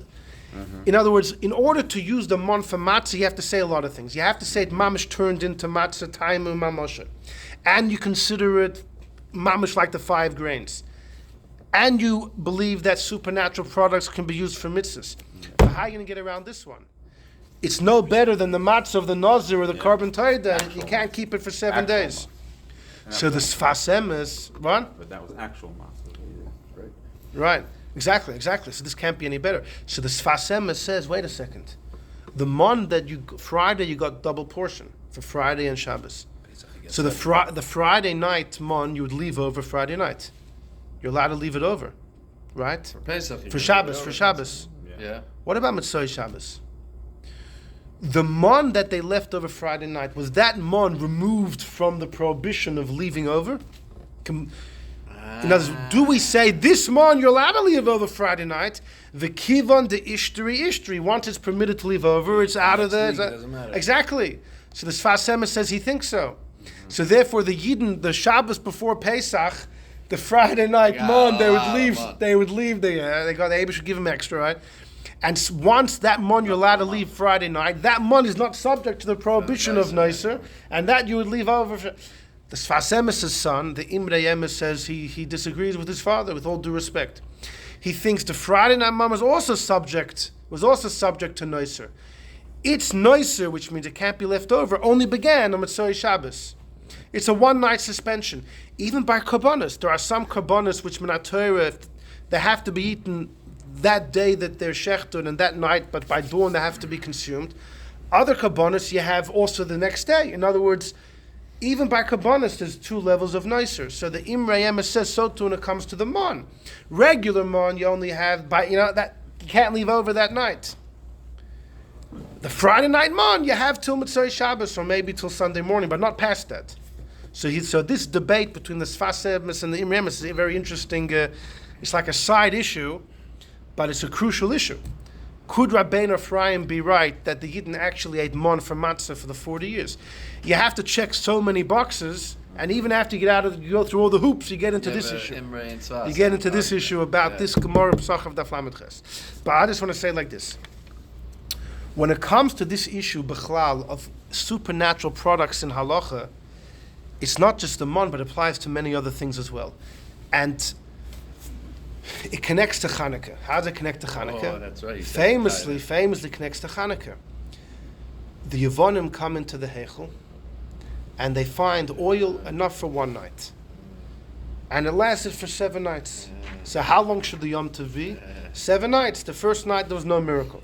The famous kasha everybody asks. And there's tons and tons of answers. Rabbi Yosef Cairo famously gave 3 answers to this question. One of them is that every night they put in 1/8 of the oil, because they knew it takes 8 days till they get new oil. It takes 4 days to go to Tekoa and then 4 days to come back. So the Chatchila, they planned the first night to put in 1/8 of the oil. Now, what were they thinking? They knew a miracle would happen? They weren't expecting a miracle. So why did they think that the best thing would be at least get 1 night of kosher menorah? Like, why would they? Right. So the truth is, there's a whole discussion in the menorah, in the Beis Hamikdash, they had thick wicks. If they would have made the wicks 1/8 of the size, then 1/8 of the oil would be enough every night. So they were planning on doing that. They put in 1/8 of the oil, and they were going to put small wicks. And then there was one Chevraman who said, "Vah! You think the Eibishter, we're not getting skimpy on the wicks, you know?" So after there was already 1/8 of the oil, he said, "No, we're going full on the wicks." You know, we're going to do what we can for the Hiddur Chava. Mitzvah. Yeah, It's a mitzvah, yeah. And the Eibishter said, you know what? I'll supply. Two other answers of Rabbi Yosef Kaira. One of them is that when they poured in the oil on that first night into the candles, they looked back into the flask. It was full. Yeah. So there was a miracle even the first night. The third answer is they poured the oil into the menorah. The flask was empty, but they came back the next morning and the candles had burnt out, but they were full of oil. So there was still a miracle on day number one. That's the three answers. Reb Chaim Brisker has a famous kasha, and the Rebbe addresses this as well. And there's a whole controversy if Reb Chaim Brisker asked his kasha or not. What was his kasha? Reb Chaim Brisker said that the second and third answers of the Beis Yosef, what was the second answer? They poured the oil into the cups, they emptied the flask, boom, the flask's full again. What's it full with? Oil. Magic oil. Magic oil. Heavenly Oil oil. min hashamayim. Oil min hashamayim. It's not olive oil. How could they? they use it for the next 7 nights? Doesn't make sense, he says. The second one? What was the second? reason? Over it never went out. But The third answer, the Beis Yosef as well. Why? Oh, so the Rebbe's chap is that for all 8 days the oil burnt and didn't burn at the same time. It's not been- So what remained was natural oil. But that's the whole sikh. The Reb Chaim didn't say that. The Reb Chaim learned. Reb Chaim said like this. Reb Chaim said they poured in all the oil the first night. Only 1/8 burnt. It was a miracle, but it wasn't a miracle. And in his famous What was words, left over it wasn't wasn't a miracle miracle oil. in the kamos and the amount. Yeah. It was in the quality. If you have natural oil and the Eibush infuses supernatural power in the oil, that's fine. That'll last longer. But if the oil itself is heavenly oil, it can't be used for mitzvahs. Halacha does not pertain to the supernatural. Achas, that oil. I was going to ask that also. Water Good. Melisha. Anybody else? Because we're about to get That's there. the lady, but that's we're what gonna get the, to Saying, Hello, that hello. oil, lady, that oil. Hello, this is the shear. can you use that lady's? Can that lady? According to this, you can't use that We're gonna see lady's. if If you oil. want to use that oil. Anyhow. So Reb Chaim said this is what happened, right? So every night it went down 1/8, and Kelim Rekim Al Tamiti. so this is what he said. So again, Reb Chaim said two things: A, supernatural oil can't be used, but he said if the supernatural is only in the quality, in the power of the oil, that each night only a little had to burn, that's fine. It's a supernatural, yeah, but what was burning was a natural 3M entity. the oil. It didn't make the oil. It made it better. Yeah, well, exactly. He Did it said the come from difference of Shemaim? quality It just versus made it quantity. better. That's fine, he 3M says. commercial. That's it. Two of Reb Chaim's grandchildren came along, and they said the Zayd never asked the kasha. They said it can't be. They said the Zayd never asked the kasha. Now, before I'll tell you why, this was meant to be on the. I was gonna make the topic was gonna be about 6 lines. You know, soon there's gonna be 2 messages being sent. One of them about the location, the time of the shir, and the other one's gonna be the topic. The topic's gonna be. There was a story like this. There was a big Litvish Rosh Yeshiva.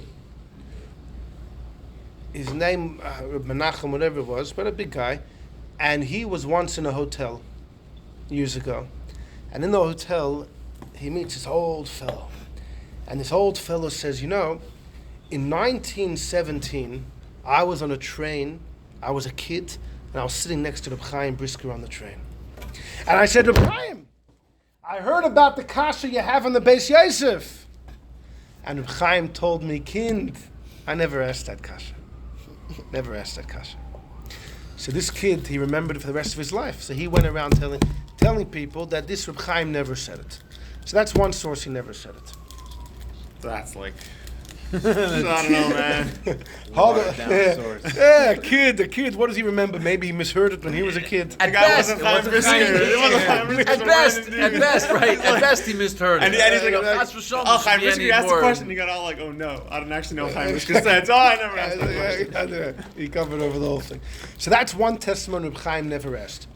But there was another story that there was a fellow who was a. This is going back from when Reb Chaim was still alive. Reb Chaim passes away in I used to know these things, but I'm just too tired. Anyway. Around. Oh, it was 1918, I think. Yeah, Einches. 1918 he passed away. Yeah, okay, got it right. 1918. 90, yeah. Good. That doesn't mean the story didn't happen. It could be a year before he was on the train, right? It makes it. Just made it.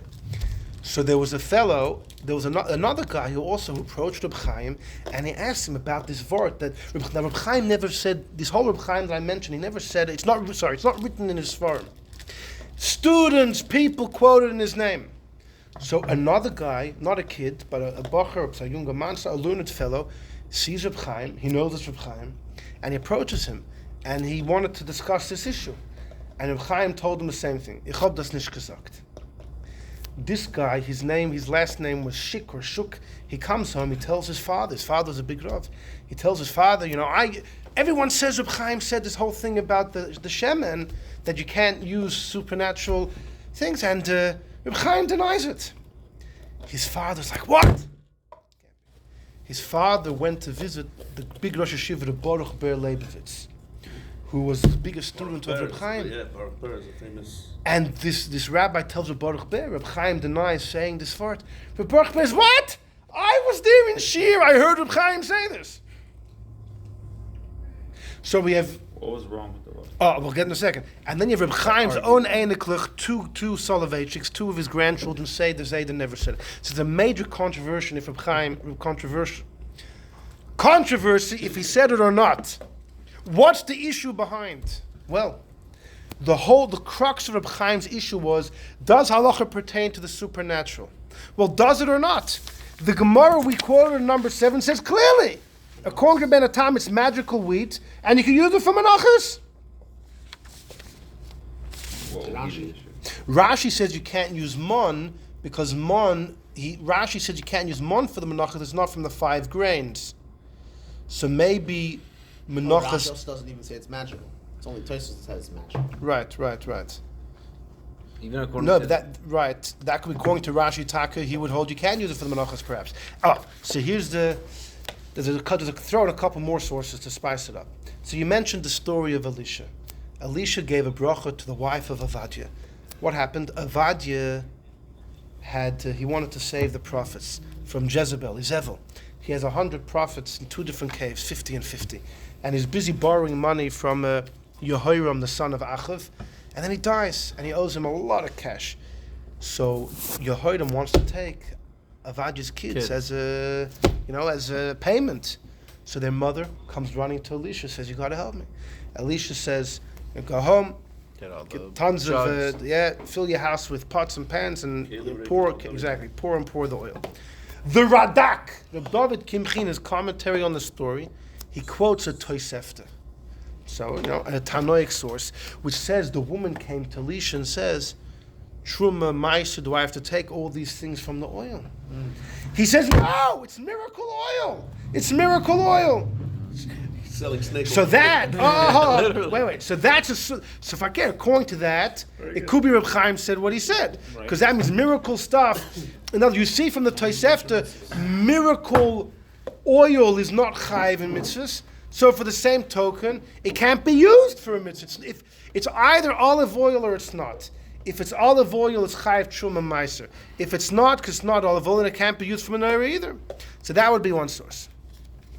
But why do you say it can't be used for a mitzvah if you can't, if you don't need, let's say, meiser and truma? Because then the question No, it's is two things. Because is it olive oil or not? You can't dance by both It was ways. oil. It was Right. oil that multiplied. But here's the deal. What not about created all out the of oil? nothing. She sold that oil to It me. had a source of olive. Right, so that's what the Fine. Kli Chemda She didn't points sell out. it as magic oil. Snake oil. Yeah. oil, so why did they use Ostensibly, those people used it for holy things. And there was no warning on that oil. Elisha didn't tell her, by the way, put a little thing on there. There's no answer on the oil for holy things. It's definitely healthy, and there's no, there's no health The hazards. nutrients are The there. child is Mandy, it's okay, correct. it said 8 Correct. hour No, rating. it was why you know undistinguishable from the. It was the original oil. It was the original oil just multiplied. It was the original oil just multiplied. No bracha on oil either. So if you can't, No, but you put it in a No, menorah. it's the mice, that's- But we make a Sure, bracha. But you make a bracha on Mon though. According to most, you make a bracha on Mon. Because ultimately, you can't have hanor from this world without. It could be making a bracha to eat a miraculous thing. You might have to anyways. Because otherwise, there's a general. How could you have benefit from this world unless you consider the item can be completely otherworldly? Anyhow, so that this Radak and this Tosefta l'chayra is fakir, supports Reb Chaim. But go to number 4 and number 5. Oh, we still have something on the sheets. Number 4. When the Nesiim donate to the Mishkan, they bring, look at number 4 is the Psukim. They bring the Avnei Shoyim, the Avnei Meluyim. For the Ephod and for the Chayshim, all the special stones they bring. Then they bring the Boisim, the Nesiim brought the spices, and the oil, which was needed for what? Lamar for the menorah, for the Shemen Amishcha, which was a combination of spices and oil, and the Keteris Hasam. So look at number 5. This is the Targum Yonis and Ben Uziel. Let's read some Aramaic. Va'ananei Shmaya, clouds of the sky. Oslin, they went Lepishoin, which is to one of the 4 rivers that extend from Gan Eden. Vidalion, and they drew Mitamon from there. Yas Avnei Bur Levas Chela, some royal stones. Vyas Avnei Ashlamusa, these are the Avnei Shoyim, Avnei Miluim. L'shakar, to set them into the ephod and to the chushna, the choshen. Umachtan yason, the clouds dropped these stones. Ba'an pei madbara, in the face of the desert. Oslin Rav Ravoni, then the leaders, the Nesiim, got wind of the wind. They got wind of these clouds bringing these gems. Umais and yason, so the Nesiim, they middle of the night, they went on this expedition, this hunt. Exactly, and then they donated them, but they weren't even theirs. It was was sent as a gift from Gan Eden. But look at the next pasuk. V'sayv in Anonei Shmaya, these clouds of glory brought. They also brought va'oz, and they went to Gan Eden. They went to Gan Eden. V'nasvin mitamon, and they brought from there busma bechira, the perfect spices. V'yas mishcha dezeisa, and olive oil. La'anarusa, to shine for the menorah. V'yas afars medachim, crushed afarsments, the spice. Limshach revusa, for the special anointing oil, and for the keteris busmaya, for the spices for the keteris. Where did the olive oil come from? Came from Gan Eden. Heaven. Was this miraculous? And this was used for halachically for the Shemen Gan Eden HaMishcha. officially not heaven? Was brought. So here was a major debate between one of Chaim Brisker's grandsons and Reb Tzvi Pesach Frank, the chief rabbi of Jerusalem. Reb Tzvi Pesach Frank, he quotes this, he says, this proves Reb Chaim can't have said what he said. Reb Chaim was saying that supernatural products, halacha doesn't pertain. We're in. This stuff came from Gan Eden. It was used. The Shem was used to anoint all the kelim in the Mishkan. Says Reb Tzvi Pesach Frank, it's a bad shaila. In Gan Eden, there's olive trees. There's olive trees in Gan Eden, right? The miracle here was how they were transported from Gan Eden to the camp of the Yidden. But the identity, the item itself, is a natural item. So that's not a problem. Reb Chaim Brisker's grandson, though, didn't buy it. Reb Chaim Brisker's grandson, Taina, that do you think the olive tree in Gan Eden is like our olive trees? It's a different type of olive tree. It's not the olive tree. The Tzemach Tzedek has a mimer where he says that the Gan Eden where Adam Rishon was like a hybrid between Ruchnis and Gashmius. There was Gashmius, but not the way we perceive it. It was a much more delicate, a whole different type of Geshem, but there was some type of olive tree. Some type of fruit. The shaila is that fruit similar enough to ours that when God says olives, is that under the category of olives? Yeah, there's an olive tree in Gan Eden. But how similar and how dissimilar is it to what we have? So this was a debate. Tzvi Pesach Frank Tain that it's good enough. The miracle is only in the transportation. Reb Chaim Brisker's son said, no, it's not close enough, and therefore it's not the identity of the olive, the real olive, and nevertheless it's good. You know what that means? That supernatural stuff is good. Right. And therefore he says that it can't be that my Zayda would have said that there's a problem with the Beis Yosef's answer, because supernatural stuff is good, so supernatural oil as well could be used for the menorah. So you have this source, and then you have the source in number 7 we saw with the according to Rabbeinu Tam, those miracle chitim could actually be used for the mincha. Rabbi Shimon Bar Yochai, he's hiding in a cave. The Eibishter all of a sudden brings a carob tree, boxer. And a river, no? It's a tree, and a river as well. But when it comes to fruit trees, the first 3 years you can't eat from it. How did Rashbi eat it the first 3 years? Brought him an old tree that was ready to Or Brought him a maybe 4-year-old tree. maybe the Eibishter brought it 3 years before. He knew what was going to happen. Yeah. So this is Steinman was a big Gadol Ador in Eretz Yisrael. He brings up this That was source. about the light years with the The stars was were created that way, created right? with Exactly. dinosaurs Yeah, and yeah. all The that. light was already coming. So Steinman says. Stop it. With happy curses. Good gesagt. Steinman says. He says one of two things.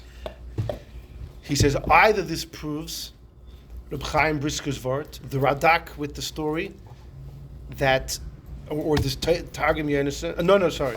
That magic stuff, Taka, that magic stuff is Taka not Chayiv. And this Targum Yonason is different because this was a real olive tree in Gan Eden. Or Blav Davka. Because there's a medrash that says when it comes to Erla, the pasuk says unatatem eitz machol. You have to plant a tree, and the medrash says that if a tree was grown, let's say not in the earth, somehow it was grown in a laboratory, something like that. It's a Sfarna. It's the same unit as Sfarna. Meaning exactly. It's not Gdalton. Yeah. Or perhaps if it's in a otzitz she'eino nokov, which is if it's in a plant which has no hole underneath, so it gets no, it doesn't nurture anything. It doesn't nurture anything from the ground. Once you take it from the plant and you put it into the ground, Arlo starts for it then. Yes, correct. It's like But if you uproot a tree, no. and plant it But somewhere else, you have because Arla no. But cut a the tree. time and time is that if the Abish is stuck in the ground, it wasn't planted. Planting means you take up the dirt, you cover with dirt. If the Abish just boom and this thing appeared, it didn't go through the act of planting. So it could be, he says, Stein says not sure. It could be halacha does touch the supernatural. It happens to be that it doesn't fit the bill of being planted. Or it could be that would be another source, that supernatural products aren't chayiv in halacha. That's like Greg Or if Rashi he's said. It's speaking not. to It's not from the 5 grains. And he needed to eat, so the guy Right. ate. It could be supernatural. It's just not from the 5 grains. This guy's getting killed. I mean, it could be halacha applies. Exactly. Exactly. tree and you thought of Arla. You know, right. I actually do. You're a holy man. No, because in Miami we actually have fruit trees. In Canada, you don't have any fruit trees. Yeah, that's true. We have mango trees and you have things like that. My mother has a mango tree. Also, in her backyard. Arla We didn't eat applies for the to- first few years to- of the mango tree. For sure applies to carob according to everybody. Why not? It's not it's on a I don't know, food. 'cause there's a lot It's a of brick. different- It's good. You ever remember they used to give us bucks when we were kids? I used to love Flour. it. The flour of carob is like cocoa. You're trying to That's make. You're something saying it else, sounds right? good. Yeah, 'cause Have used you to never make, eaten carob? I've eaten it and I spit it out. When you sit in the Yam HaMelech and you're like, Exactly. You have sugar, everything becomes like this gray paste. You know. I grew up as a kid. My mother gave us carob coated lots of things, so we already Decoded. Yeah, but Yeah, it was powder, a lot of sugar in powder, there. the powder. Yeah, it was Right, so it's like sugar. coated Got it Rice once cakes. a year. they say it's good. They It's never have to rice say it's cakes. good. It's Coming up. Chamish B'Shvat now. Yeah, it's coming around. Anyhow, but just to remind you with one thing, we mentioned the shalom many times. Sunday. What was the debate of Yosef and his brothers? Yeah, with the Right? the animals. He says that Avraham wrote Sefer Yetzirah, They which found has it. all the secrets. Yosef didn't know. Yaakov taught it to the children of Leah Why the children of Leah? because again? they were the ones who were older and Right. they had a proper yichus. Right. The other kids, children of the maidservants, didn't have the proper yichus to be able to learn these things, Right. and therefore they created animals, and Animals. those animals didn't have to be shechted, and you could eat a limb. That goes into So the share. Shalah definitely holds something which is supernatural, is not chayiv and mitzvahs. He definitely holds that. Which means you can't bring it for a carbon. Those types of animals. L'chayra Well, is not necessarily. Yeah, because then Something's not chayiv in a mitzvah doesn't mean you can't do a mitzvah with it. It does. No. It has Why? to. There's a Because nafka why mina. can't you You do the want to mitzvah tie with it's the it? same thing. Because it has an essential issue. It has an essential issue. You can't do the mitzvah with it. That you can't make a bracha on Says it. who? That's an essential issue. What do you mean? What's the reason why you can't make a bracha on it? No, you can't. There's a there's- klichem, there's- there's a klichem, you could say they're the just time as is easily. You could say there's two somehow. separate things. It doesn't need it because it came miraculously. Can you It's use it for something? It's still a. already It's still a pair's a pair. If one works for one, it works Why? for the Why? other. Where are you Well, getting that Moshe rule says from? he uses You're it making not that a up. It's not a rule. What do you mean? cells. It's a pair. Logically, it You can makes bring it sense. on them. use it to Just make because you don't coal have or to, something, you don't have to animal say blend do with arla sausages. on it or something like that. Ah, If you Rabbi go Shimon to Bar the Yochai one took means it's no those good. boxer and wanted to give it to the base of Anything Mikdash and which grind is it up in in flour. development Who tells you that? Where do of you an say that original from? Because natural item. otherwise I would have to make a bracha on it. Still Right. don't mean Fully it's still under- goes One natural, has nothing it's to not do with the everything other exactly. because it's from So heaven. why It's by the it's Radak? it's it's Why- So I have a exempt. question. Exempt doesn't mean it's no I good. think in It's a every big life, difference. so- It's exempt. No, that's exactly what it is. It's exempt. It's an exempt. Then of course it's exempt. That's not what the wording is that they What- use. what They don't say wording it's that they Yeah, use? exempt. They those say that halachas, since all it's those something that halachas. comes from heaven. So not it's something exempt. It's not exempt. Of course it's exempt. never Think was- of it. it never was liable in the distill first it. place. That's what exempt means. No, exempt means that it had liability. No, The no. general pool, and we exempt No, it. you don't Every fall freaking into the shirt. cast of liability. It's in the category of a cloud. No, yes it is. It's an apple. It's a pear. It's not. exempt from a It's bracha, not an but it's a apple. pear. It tastes like an apple. That's- It looks like an apple. That's your but it's mafai- not an apple. You're making that up, and that's great. You're entitled, but that doesn't. That's not what it is. The shaila is, could you say that The evidence bag says apple. It's It's apple. The evidence Apple. bag Looks like a says duck. apple. It tastes like a duck. It smells like it's a duck. Do you have to make a bracha on it? No, because it's exempt. Reasonable cause.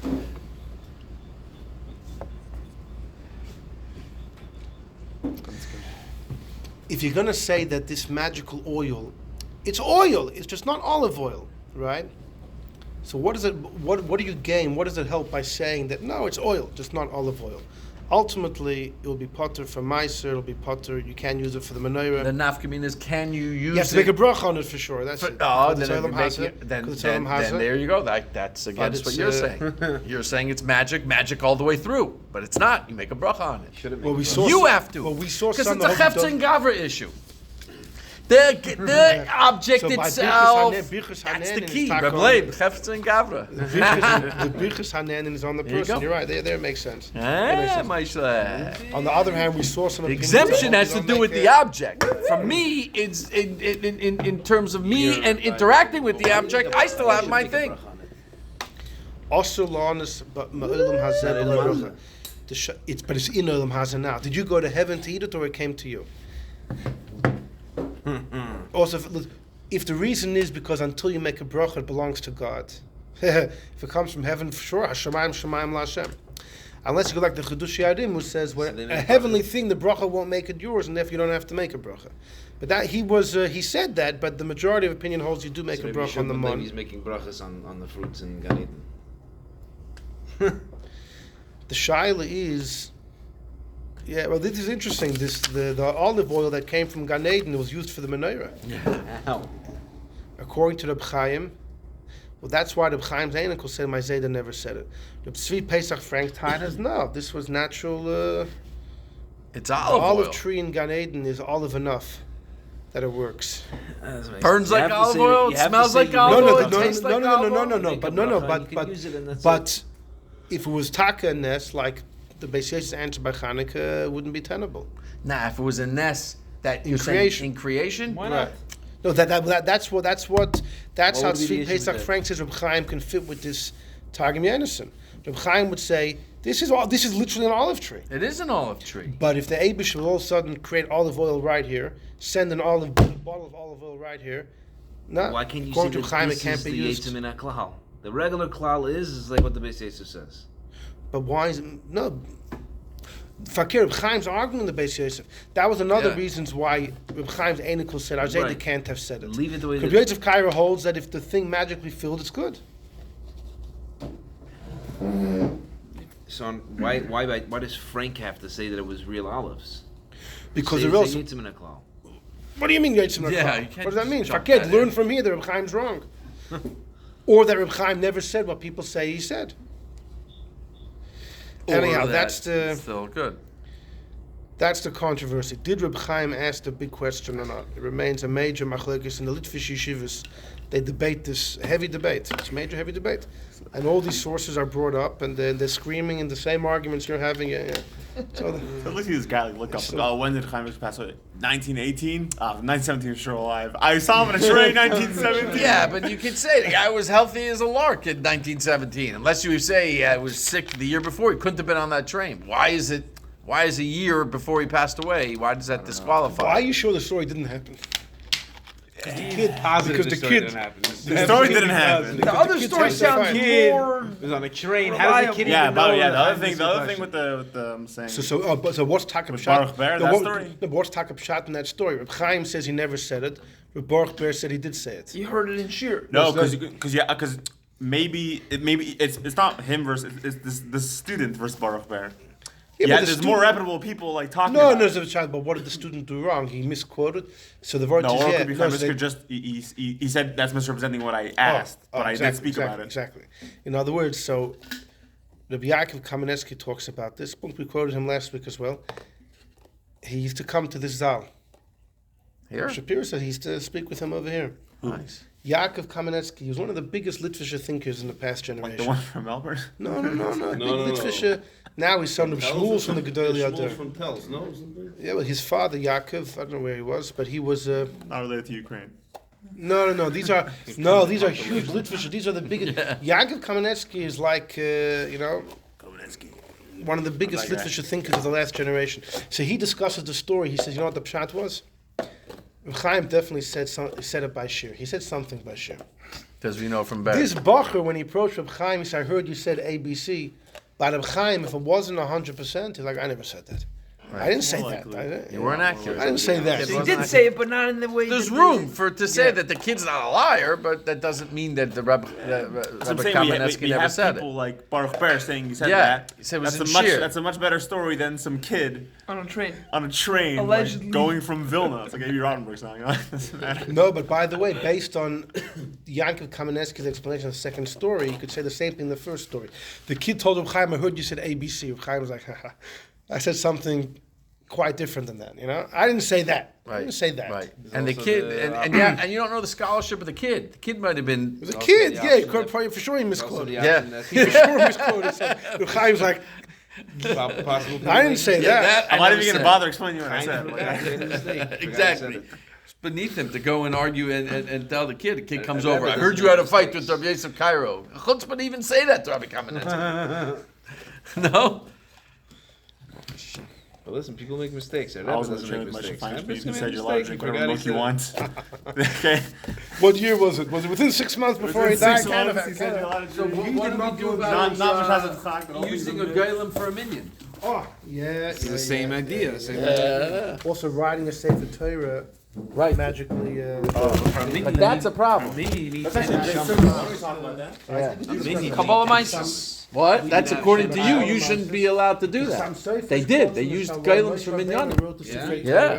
Do you have anything about the Kherson? It's so questionable. I have a According- cousin that wrote a book on it. That's Who has the same but name as according me. to you, they can't. They don't make brachas. They don't. His They can't. cousin They too. use them. Can't make brachas. He's not a yid. Get out of here. I just saw He it. spent a long time. He wrote a whole. He wrote a whole- book. Who? Yeah. Wrote something. What is this? The Kherson, Geniza Kherson. Lots of letters that were found. In Kherson, as in Ukraine. Yes. Kherson, Yeah. I think it was Not only coming- letters, it was like objects and things. Yeah. But the letters is what. So what's the deal with the geilim?